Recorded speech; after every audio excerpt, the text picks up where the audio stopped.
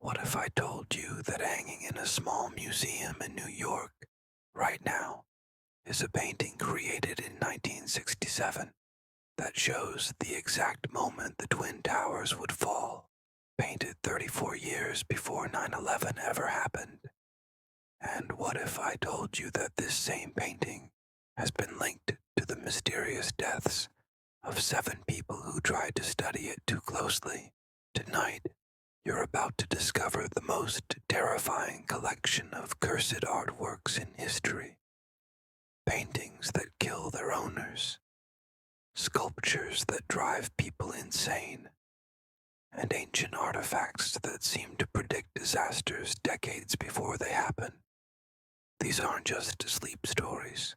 These are documented cases that have baffled investigators, terrorized collectors, and left art historians questioning everything they thought they knew about the power of human creativity.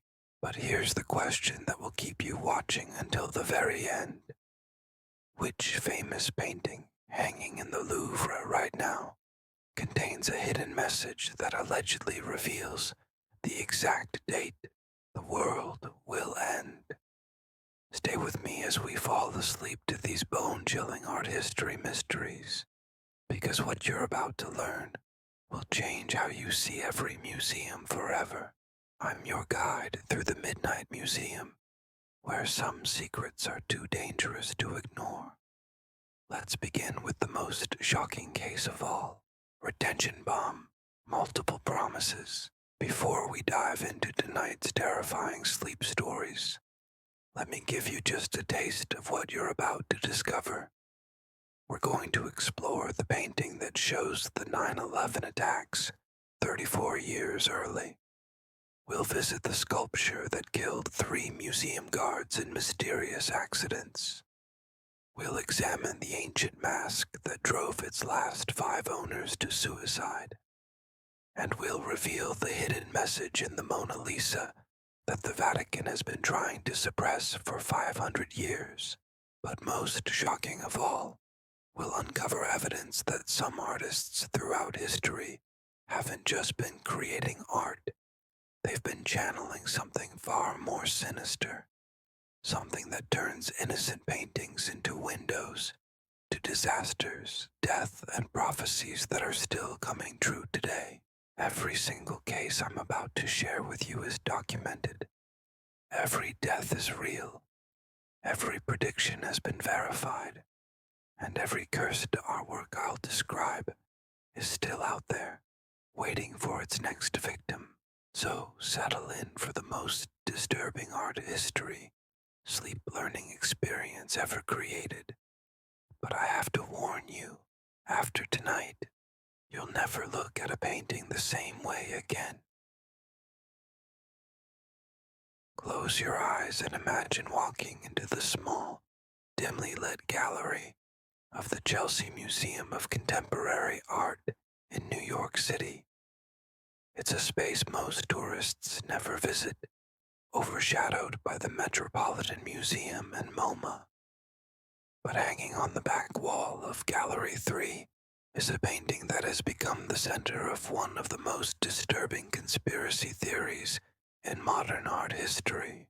The painting is called Urban Apocalypse, and it was created in 1967 by an artist named David Berkman, a struggling painter who lived in a cramped studio apartment in Lower Manhattan.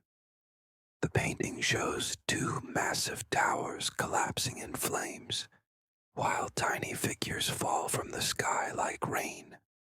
Smoke billows across a cityscape that looks remarkably like downtown Manhattan.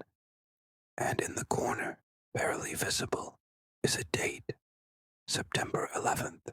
As you settle into this chilling sleep learning experience, let me tell you how this painting came to predict one of the most tragic events in American history. David Berkman painted Urban Apocalypse during what he described as a series of vivid nightmares that plagued him for 3 months in 1967. According to his journal, discovered after his death in 1969. These dreams were so realistic and disturbing that he felt compelled to paint them exactly as he saw them. Berkman wrote, "The dreams come every night now.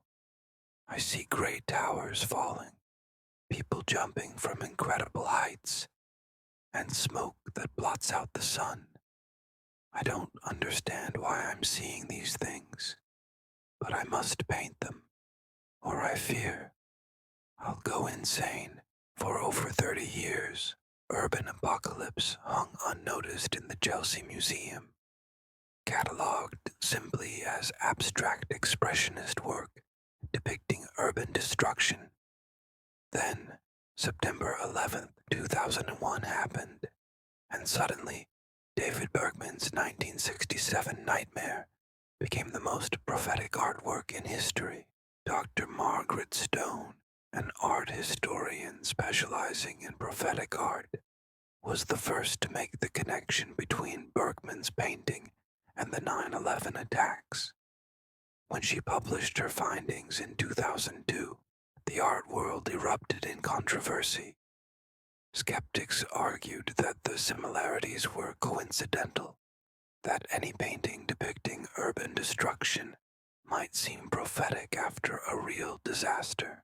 But as our sleep stories delve deeper into this mystery, Dr. Stone's research revealed details that were impossible to dismiss as coincidence. Berkman's painting didn't just show buildings falling, it showed twin towers of exactly the right proportions, in exactly the right location, surrounded by buildings that matched the World Trade Center complex with uncanny accuracy. Most disturbing of all, when Dr. Stone examined the painting under high-resolution photography, she discovered something that chilled her to the bone. Hidden in the smoke and debris, painted so subtly that they were invisible to casual observation, were the faces of people who would die in the Twin Towers 34 years later. Using facial recognition software, Dr. Stone identified 23 individuals whose faces appeared in Berkman's 1967 painting and who died in the World Trade Center attacks. These weren't generic faces or symbolic representations. They were detailed portraits of specific people who wouldn't even be born until years after the painting was completed. The investigation into David Berkman's life revealed even more disturbing details. Neighbors from his 1960s apartment building remembered him as a reclusive man who often spoke about seeing future tragedies in his dreams. Sarah Martinez, who lived next door to Berkman, told investigators that he had once warned her not to take a job with an airline company because something terrible was going to happen to planes in tall buildings. As you fall asleep to this terrifying art history mystery, consider what happened to the people who tried to study Berkman's painting too closely. Dr. Stone herself died in a car accident just 3 months after publishing her research. The accident report described freak mechanical failures that investigators couldn't explain. 2 other researchers who examined the painting met similar fates. Professor Michael Chen from Columbia University suffered a fatal heart attack at age 32 while studying the painting's brushwork under magnification. Jessica Williams, a graduate student writing her thesis on prophetic art, disappeared entirely after spending 3 consecutive days photographing every inch of urban apocalypse. The Chelsea Museum tried to remove the painting from display in 2003, but a legal challenge from Berkman's estate forced them to keep it accessible to the public. However, they've instituted unusual viewing restrictions. Visitors can only view the painting for 15 minutes at a time, Security cameras monitor all viewers, and anyone showing signs of distress is immediately escorted from the gallery. Museum security guard Robert Martinez has worked at the Chelsea Museum for 15 years and has watched hundreds of people view the Berkman painting. According to Martinez, about 1 in 20 viewers has what he calls an episode while looking at the painting. They start shaking, sometimes crying, and they always say the same thing. They're seeing things in the painting that aren't supposed to be there. The most recent incident occurred just 6 months ago, when a tourist from Germany collapsed while viewing Urban Apocalypse. When paramedics revived her, she claimed she had seen a vision of a great disaster involving water and a major American city. She described flooding, massive storms, and millions of people fleeing their homes. The date she saw in her vision, sometime in the late 2020s.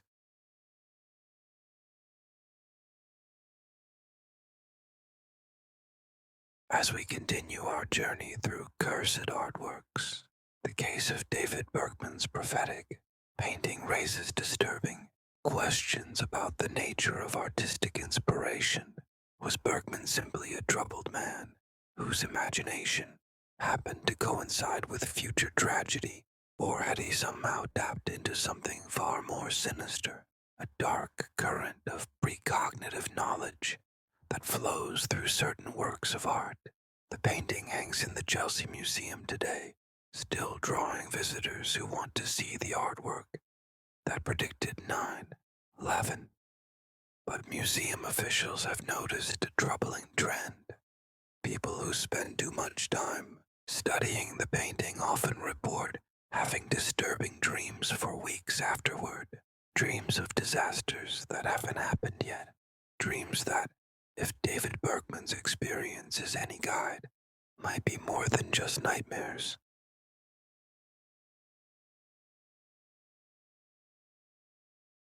As our sleep learning journey through cursed artworks continues, let me take you to London, where Scotland Yard's Unsolved Cases file contains one of the most baffling art-related murder investigations in criminal history.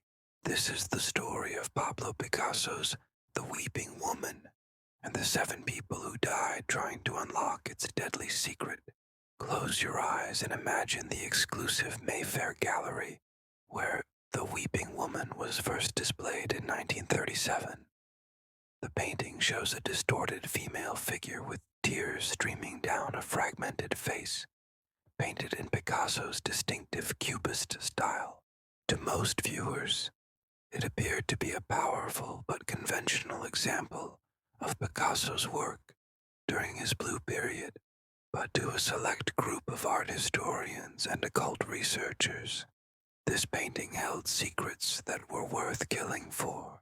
The first death occurred in 1952, 15 years after the painting's creation. Professor Edmund Hartwell, a respected art historian from Cambridge University, had been studying The Weeping Woman for his book on hidden symbolism in Picasso's work. Hartwell claimed he had discovered a pattern in the painting's geometric shapes that revealed coordinates to a location in the Spanish countryside. According to Hartwell's notes found after his death, these coordinates led to a cave where Spanish Civil War refugees had hidden a collection of ancient artifacts, including religious relics that predated Christianity in Spain. Hartwell believed Picasso had somehow learned about this hidden treasure and encoded its location in The Weeping Woman as a message to future researchers. Professor Hartwell died under mysterious circumstances on October 13th, 1952. His body was found in his locked study, apparently having suffered a heart attack while examining a photograph of the Picasso painting. But the autopsy revealed something that baffled medical examiners. Hartwell's eyes showed evidence of extreme trauma, as if he had been exposed to intensely bright light for an extended period. The photograph of the weeping woman was found burned to ashes on his desk, though nothing else in the room showed any sign of fire damage. As you drift deeper into this chilling sleep story, the second death occurred just 18 months later. Dr. Maria Constanza, an Italian art restorer who had worked on several Picasso paintings, announced she had discovered hidden layers beneath the surface of the weeping woman. Using new X-ray technology, Dr. Constanza claimed she could see an entirely different painting underneath the Picasso's surface image. According to her research notes, this hidden painting showed what appeared to be a map of underground tunnels beneath major European cities, marked with symbols that Dr. Constanza believed indicated the locations of secret societies that had operated during World War II. She theorized that Picasso had been part of a resistance network that used his paintings to communicate information about safe houses and escape routes. Dr. Constanza died on March 3, 1954, in what police classified as a suicide. She was found in her Rome laboratory, having apparently inhaled toxic fumes from the chemical solvents she used in art restoration. But colleagues noted that Dr. Constanza had been in excellent spirits the day before her death, excited about presenting her discoveries at an upcoming art history conference.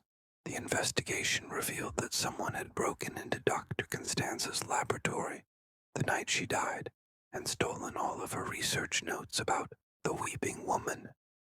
The X-ray photographs she had taken of the painting were missing, and her equipment had been deliberately damaged to make it appear that a chemical accident had occurred. The third death followed a pattern that was becoming disturbingly familiar. In 1959, Detective Inspector James Morrison of Scotland Yard was investigating the previous deaths when he became obsessed with the Picasso painting himself. Morrison had seen photographs of the weeping woman during his investigation and claimed that staring at the image for extended periods revealed moving shapes and shifting patterns that weren't visible during casual viewing. Morrison's final police report, filed just hours before his death, described his theory that the weeping woman was painted using techniques derived from ancient hypnotic practices. He believed Picasso had somehow incorporated subliminal images that could influence viewers' mental states, potentially driving them to violence or self-destruction. Detective Inspector Morrison was found dead in his apartment on September 7, 1959, apparently having shot himself with his service revolver. But the crime scene raised questions that were never satisfactorily answered. Morrison's neighbors reported hearing strange music coming from his apartment for hours before the gunshot, described as a weeping, wailing sound that seemed to come from multiple voices singing in an unknown language.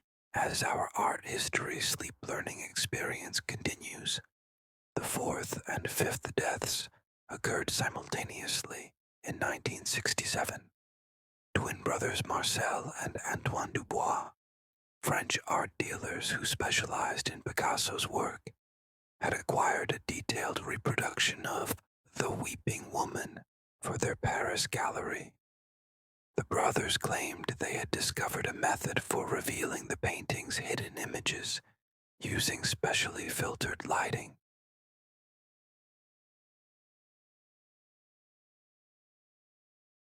According to witnesses, the Dubois brothers had set up an elaborate lighting system in their gallery's basement, using colored filters and strobing effects to illuminate their reproduction of The Weeping Woman.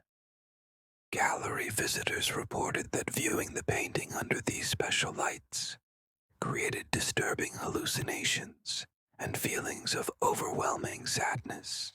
On November 11th, 1967, both brothers were found dead in their basement gallery, apparently having killed each other during what police described as a psychotic episode. The room was destroyed, with their lighting equipment smashed and the reproduction of the weeping woman torn to shreds. Witnesses reported that strange lights had been visible coming from the gallery's basement windows for 3 days before the brothers' bodies were discovered. The sixth death occurred in 1974, when Dr. Sarah Chen, a psychiatrist studying the psychological effects of viewing certain artworks, spent 6 months analyzing people's reactions to the weeping woman. Dr. Chen had developed a theory that some paintings could trigger latent psychological disorders in susceptible individuals. Her research involved showing volunteers photographs of the weeping woman while monitoring their brain activity using early EEG technology. Dr. Chen discovered that the painting produced unusual brainwave patterns in approximately 15% of her test subjects, patterns that resembled those seen in severe mental illness. Dr. Chen died on December 21st, 1974, during what was supposed to be her final experiment with the weeping woman. She had been alone in her laboratory, viewing a high-resolution photograph of the painting while connected to her own EEG equipment. When an assistant found her body the next morning, the EEG readings showed brain activity patterns that her colleagues described as impossible for a living human being.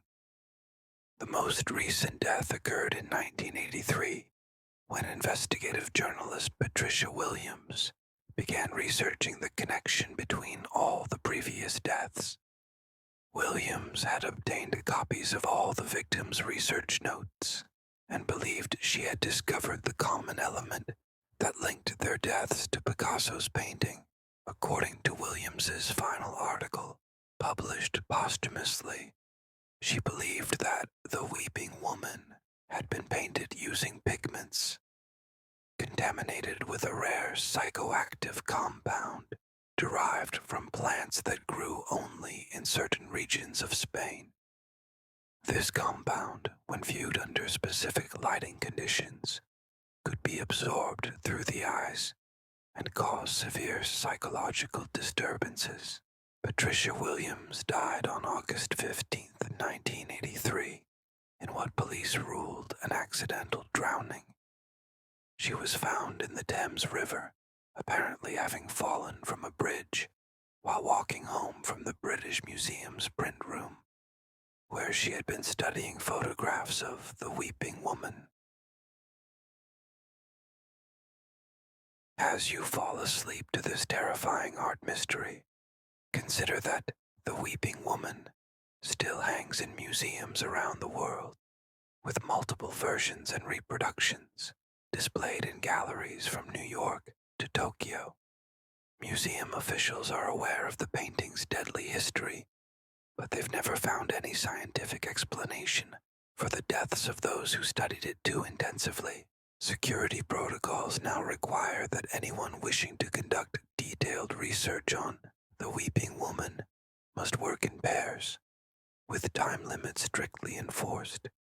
Researchers are forbidden from viewing the painting for more than 30 minutes per day, and any signs of psychological distress result in immediate termination of access. But even these precautions haven't prevented the strange incidents that continue to surround Picasso's masterpiece. Museum guards report that visitors often become inexplicably emotional when viewing the painting, and some claim to hear faint weeping sounds that seem to come from the canvas itself. The question that haunts art historians and investigators to this day is whether these 7 deaths were coincidental, the result of a shared obsession that drove researchers to self-destruction, or whether Pablo Picasso somehow embedded something genuinely dangerous in his famous painting. Whatever the truth, the weeping woman continues to weep, and those who look too closely continue to pay the ultimate price for their curiosity. As we enter the most shocking chapter of our cursed artwork's sleep learning journey, prepare yourself for revelations about the world's most famous painting that the Vatican has been trying to suppress for over 500 years. Tonight, you'll discover why Leonardo da Vinci's Mona Lisa isn't just a portrait of a mysterious woman, but a prophetic masterpiece that allegedly contains the exact date when our world will end. Close your eyes and imagine the restricted archives beneath the Vatican, where documents dating back to the Renaissance reveal a secret that would shake the foundations of both art history and religious faith. In 1519, just months before Leonardo da Vinci's death, a letter was delivered to Pope Leo XIII from Cardinal Alessandro Farnese, warning of diabolic prophecies hidden within the master's most famous creation. According to this letter, discovered in 1963 by Vatican archivist Father Giuseppe Martelli, Leonardo had confessed on his deathbed that the Mona Lisa contained encoded information about the end times, revealed to him through what he described as visions sent by forces beyond human understanding. The letter describes Leonardo's final days in the chateau of Clos-Luce in France, where he spent his last years as a guest of King Francis II. Leonardo, weakened by illness and reportedly tormented by nightmares, summoned Cardinal Farnese to his bedside with an urgent message about his masterpiece. As you continue this terrifying sleep story, Leonardo allegedly told the cardinal that the Mona Lisa's famous smile concealed mathematical formulas that predicted catastrophic events throughout human history. More disturbing still, he claimed that the painting's final prophecy revealed the exact moment when human civilization would face its ultimate test. Father Martelli's translation of the 500-year-old letter includes this chilling quote attributed to Leonardo. "The woman smiles because she knows what we do not. Hidden in her countenance are the numbers that mark mankind's final hour. I have painted our doom, and I fear what those who decipher it will do with such knowledge." The Vatican immediately classified Father Martelli's discovery as a closely guarded secret, but copies of the documents had already been made by other researchers. Over the following decades, a small group of scholars, mathematicians, and theologians worked secretly to decode what became known as the Mona Lisa Apocalypse Code. Dr. Richard Steinberg, a mathematician from MIT who joined the secret research group in 1971, spent 15 years analyzing high-resolution photographs of the Mona Lisa, searching for the hidden numerical patterns Leonardo had allegedly embedded in the painting. Using computer analysis techniques developed for cryptography, Dr. Steinberg claimed to have discovered a complex mathematical sequence hidden in the painting's composition.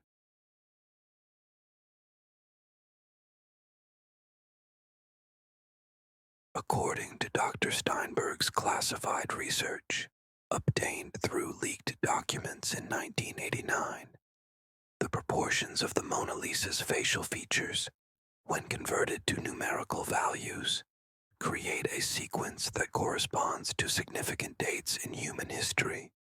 The sequence allegedly predicted the fall of Constantinople in 1453, the discovery of America in 1492, the outbreak of World War I in 1914, and the atomic bombing of Hiroshima in 1945. But as our art history sleep learning experience reveals, The most terrifying aspect of Dr. Steinberg's research was his calculation of the sequence's final number. Using Leonardo's mathematical pattern, Dr. Steinberg determined that the Mona Lisa's apocalypse code points to a specific date in the early 21st century, when humanity will face what Leonardo described as the final tribulation. The exact date calculated from the Mona Lisa's hidden code is December the 21st, 2029. Dr. Steinberg's research suggests that Leonardo believed this date would mark the beginning of a 7-year period of catastrophic events that would fundamentally transform human civilization. The mathematician's analysis indicated that the code didn't necessarily predict the complete destruction of humanity, but rather a period of such dramatic change that the world of 2036 would be unrecognizable compared to the world we know today. The implications of this discovery were considered so dangerous that both the Vatican and several world governments allegedly worked together to suppress Dr. Steinberg's research. In 1987, just 2 years before his work was scheduled to be published, Dr. Steinberg died in what was officially ruled a skiing accident in the Swiss Alps. But Dr. Steinberg wasn't the only researcher to pay a price for investigating the Mona Lisa's secrets. Professor Elena Vasquez, a Renaissance art specialist from the University of Barcelona, had independently discovered similar numerical patterns in Leonardo's painting. Her research, conducted in the early 1990s, focused on the symbolic elements hidden throughout the Mona Lisa's background landscape. Professor Vasquez believed that Leonardo had encoded multiple prophecies in different aspects of the painting. The winding roads visible behind the Mona Lisa allegedly represented the path of human technological development, while the bridges and waterways symbolized the connections between different epochs of human history. As you drift deeper into this chilling art mystery, Professor Vasquez's most disturbing discovery was her analysis of the Mona Lisa's hands. Using mathematical principles derived from Leonardo's other works, she determined that the positioning of the subject's fingers created a geometric pattern that corresponded to astronomical events.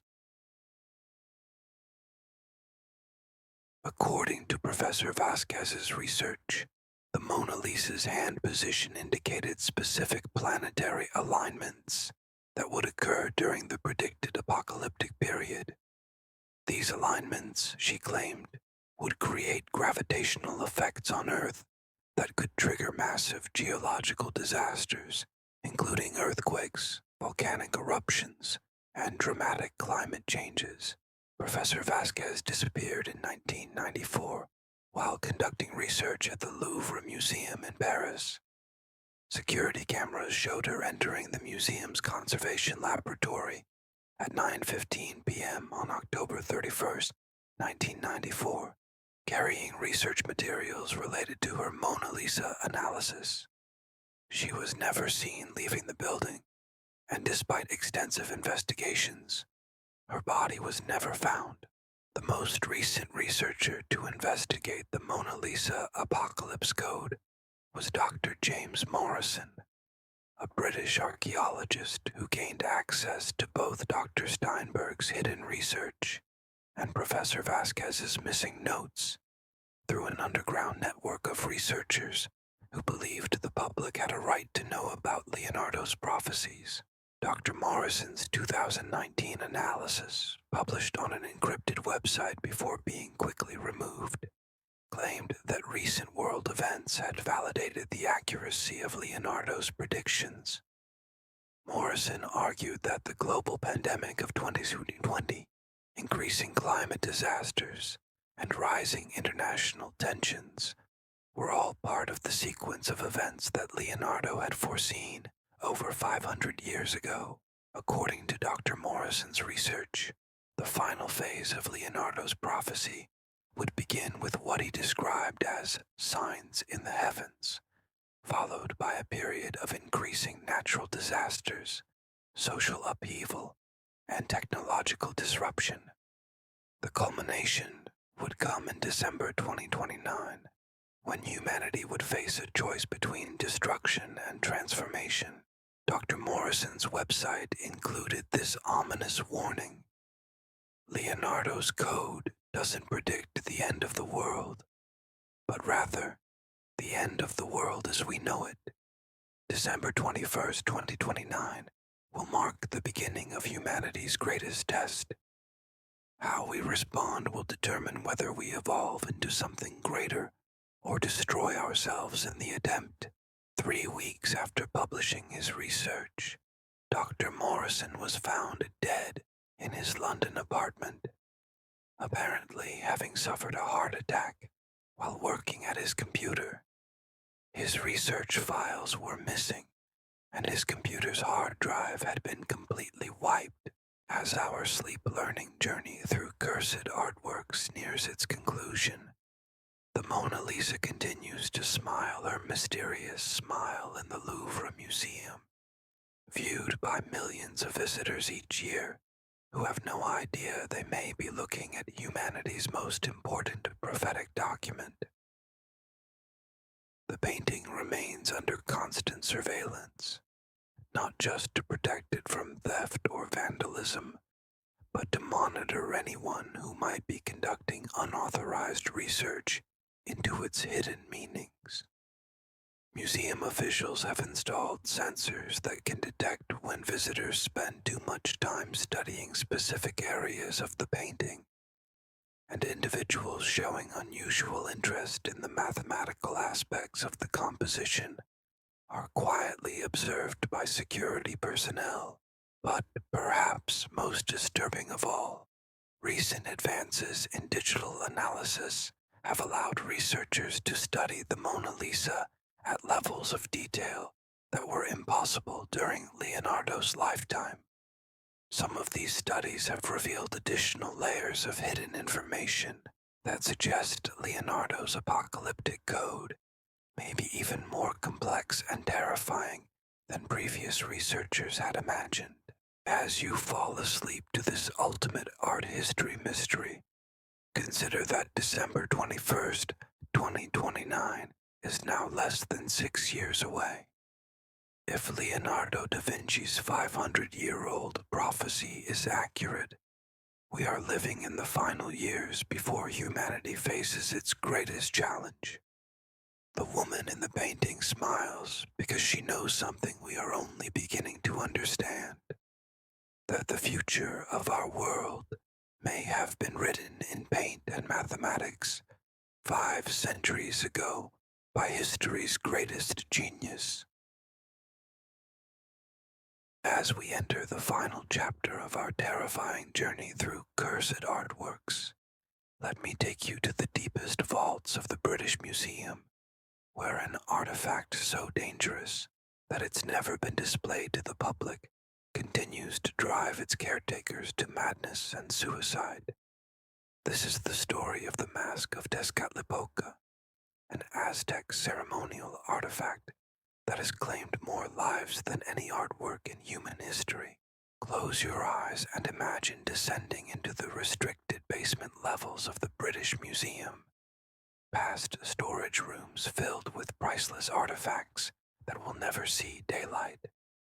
In a specially constructed vault behind 3 locked doors and under constant surveillance sits a mask carved from obsidian and jade that has terrorized everyone who has tried to study it for more than 150 years.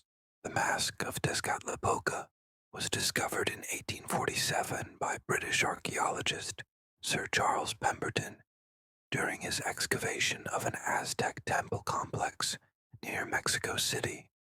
According to Pemberton's expedition diary, the mask was found in a sealed chamber, surrounded by the skeletal remains of what appeared to be human sacrifices. Aztec goddesses found at the site described the mask as a conduit for communicating with Tezcatlipoca, the Aztec god of night, darkness, and conflict. As you settle into this final chilling sleep story, Sir Charles Pemberton made his first fatal mistake by wearing the mask during a ceremony intended to honor his archaeological discovery. According to other expedition members, Pemberton put on the mask at sunset on November 13th, 1847, as part of what he thought would be a harmless recreation of ancient Aztec rituals. Witnesses described what happened next as the most terrifying experience of their lives. The moment Pemberton placed the mask over his face, his personality completely changed. Instead of the scholarly, mild-mannered archaeologist they knew, he began speaking in what sounded like ancient Nahuatl, the language of the Aztecs, which Pemberton had never studied. For 3 hours, Pemberton remained motionless while wearing the mask, occasionally making sounds that expedition members described as inhuman. When they finally removed the mask from his face, Pemberton appeared to be in a trance-like state. His eyes rolled back and his body completely rigid. Pemberton never fully recovered from his experience with the mask. For the remaining 2 months of the expedition, he insisted that the mask was showing him visions of future disasters and speaking to him in dreams. His diary entries from this period describe apocalyptic scenes of cities in flames, massive natural disasters, and widespread human suffering.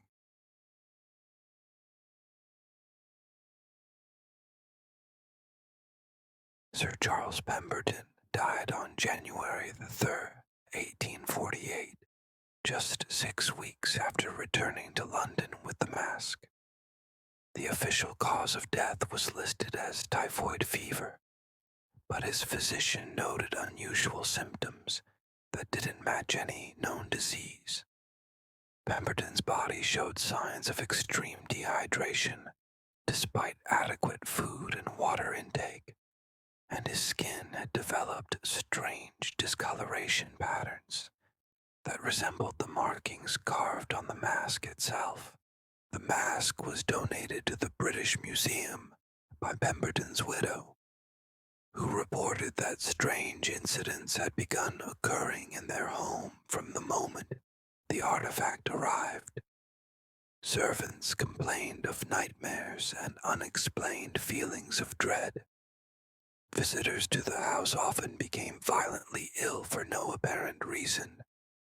Most disturbing of all, Mrs. Pemberton claimed that she could hear her husband's voice coming from the mask late at night, begging her to destroy the cursed object. As our art history sleep learning experience continues, the mask's deadly influence became apparent within months of its arrival at the British Museum. Dr. Henry Fitzgerald, the museum's chief curator of ancient artifacts, was assigned to study and catalog the Aztec collection. Dr. Fitzgerald spent several weeks examining the mask, making detailed drawings and attempting to translate the hieroglyphic inscriptions carved around its edges. Dr. Fitzgerald's research notes, discovered after his death, reveal his growing obsession with the mask's supposed supernatural properties. He wrote extensively about dreams in which he claimed to receive messages from Aztec priests, instructing him to use the mask in ceremonies that would restore ancient powers to the modern world. On March 15, 1849, Dr. Fitzgerald was found dead in his office, apparently having suffered a violent seizure while working alone with the mask. Witnesses reported that his body was discovered in a position that suggested he had been trying to put on the mask when he died. The artifact itself was found several feet away from the body, as if it had been thrown with tremendous force. The second curator assigned to study the mask, Professor William Thomson, lasted only 3 months before suffering what his colleagues described as a complete mental breakdown. Thompson became convinced that the mask was showing him visions of an ancient Aztec empire that had never been destroyed, but rather had retreated into a parallel dimension where it continued to grow in power. Professor Thompson's final report, written just days before his committal to an asylum, claimed that the mask served as a gateway between our world and this hidden Aztec realm. He believed that wearing the mask allowed communication with Aztec priests who were planning to reclaim their earthly empire through those foolish enough to use their ancient artifact.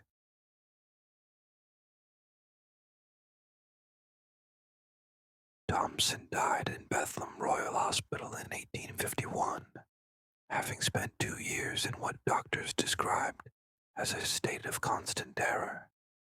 Even heavily sedated, he would scream warnings about the coming of the Shadow Lords and beg staff members to destroy the mask before it was too late.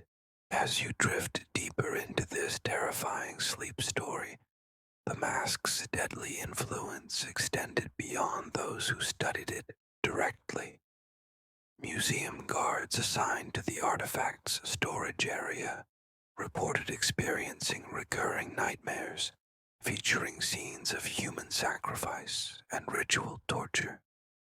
3 guards resigned within a year of the mask's arrival, and 2 others died in separate accidents that investigators described as highly unusual.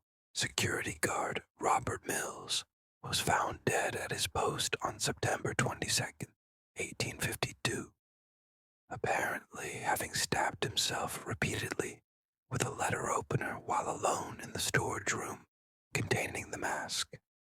The wounds were self-inflicted, but their pattern corresponded exactly to ritual scarification marks found on Aztec priests' remains at archaeological sites. The second guard, Thomas Blake, died when he fell down a staircase while carrying the mask to a new storage location. Witnesses reported that Blake had been walking normally when he suddenly began screaming and flailing his arms, as if fighting off invisible attackers. The mask was found unbroken beside Blake's body, despite having fallen 3 flights of stairs.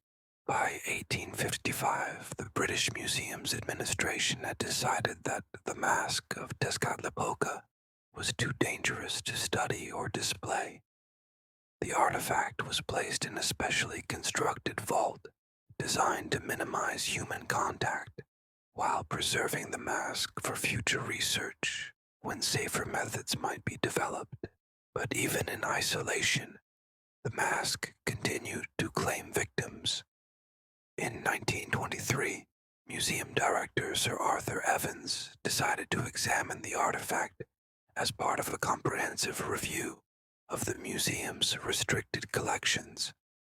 Evans spent only 30 minutes in the vault with the mask, but that brief exposure was enough to begin his psychological deterioration.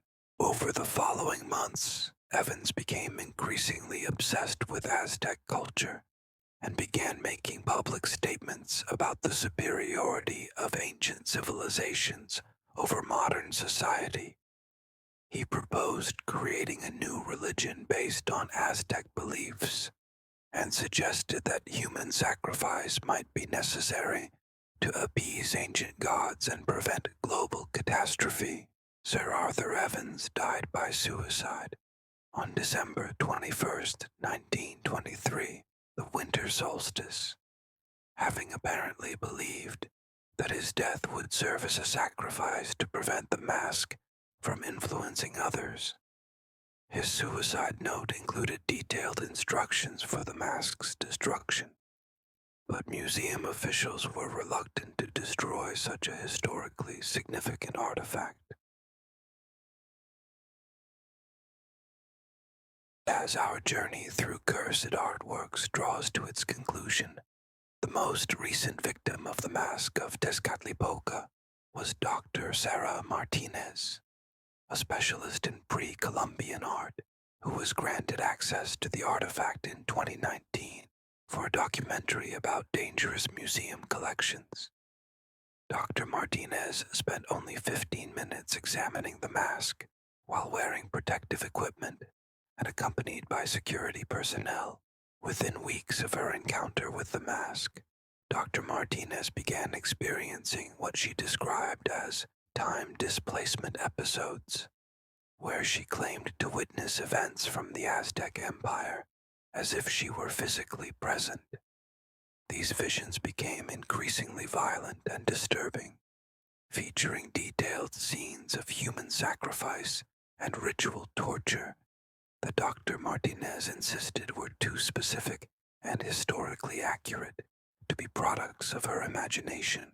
Dr. Martinez died on October 31st, 2019, Halloween night, in what police classified as an accidental death. She was found in her apartment, apparently having fallen and struck her head while attempting to recreate what neighbors described as some kind of ancient dance. Her body was discovered in a position that exactly matched poses found in Aztec depictions of ritual sacrifice. The mask of Tezcatlipoca remains in the British Museum's most secure vault, where it continues to wait for its next victim.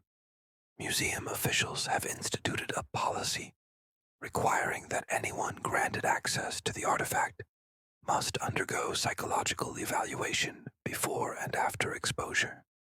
Time limits are strictly enforced, and no researcher is allowed to be alone with the mask under any circumstances.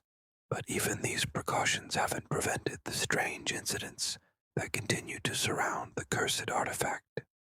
Security personnel monitoring the vault report that motion sensors are frequently triggered despite no human presence, and temperature readings show unexplained fluctuations that seem to follow patterns corresponding to ancient Aztec calendar cycles.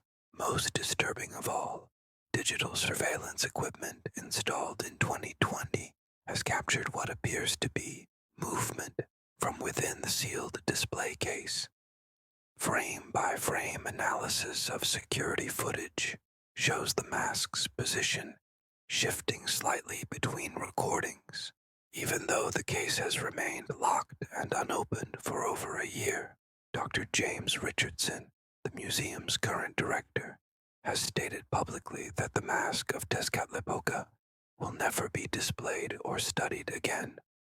Some artifacts, Richardson explained in a 2021 interview, are simply too dangerous to expose to human contact.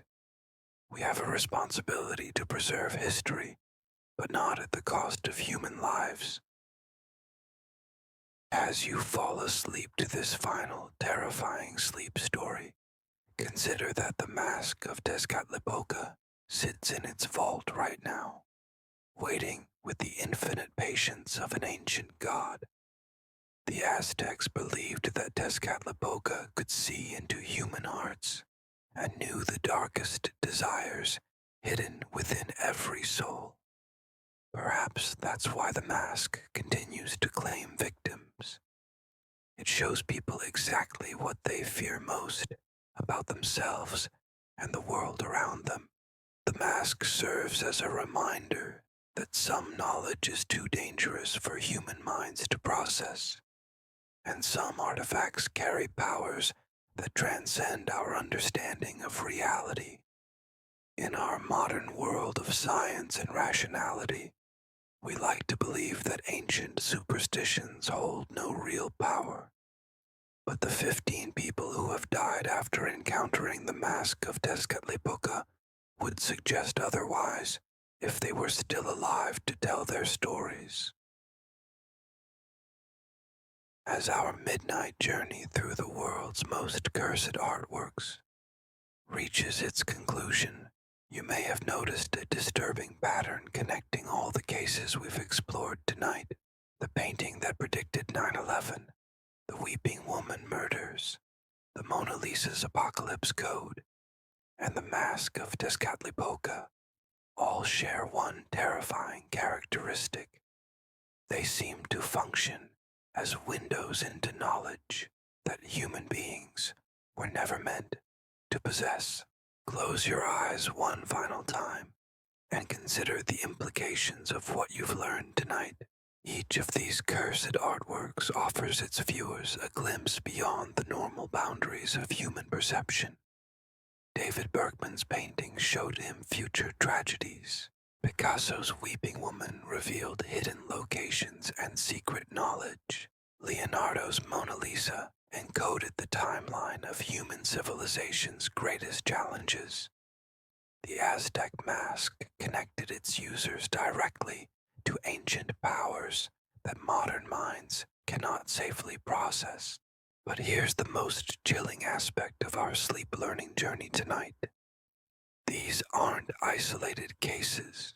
Throughout history, certain artists have created works that transcend the normal boundaries between art and prophecy, beauty and terror, creation and destruction. These artists may not have understood what they were channeling, but they've left behind artworks that continue to influence our world in ways we're only beginning to comprehend. The question that haunts researchers who study cursed artworks is whether these artists were consciously creating dangerous objects, or whether they were unknowingly tapping into forces beyond human understanding. Did Leonardo deliberately encode apocalyptic prophecies in the Mona Lisa, or was he simply a conduit for information that flowed through him from sources he couldn't identify? As you drift into peaceful sleep after this terrifying art history experience, remember that museums around the world contain thousands of artifacts and artworks that have never been fully studied or understood. In storage rooms and private collections, in archaeological sites yet to be excavated, and ancient temples still hidden in jungles around the globe, there may be objects even more dangerous than the cursed artworks we've explored tonight. The artists who created these works have been dead for decades or centuries, but their creations continue to influence our world in ways both subtle and dramatic. Every time someone views the Mona Lisa, studies Picasso's Weeping Woman, or encounters any of the other cursed artworks we've discussed, they're exposing themselves to influences that we don't fully understand and can't completely control.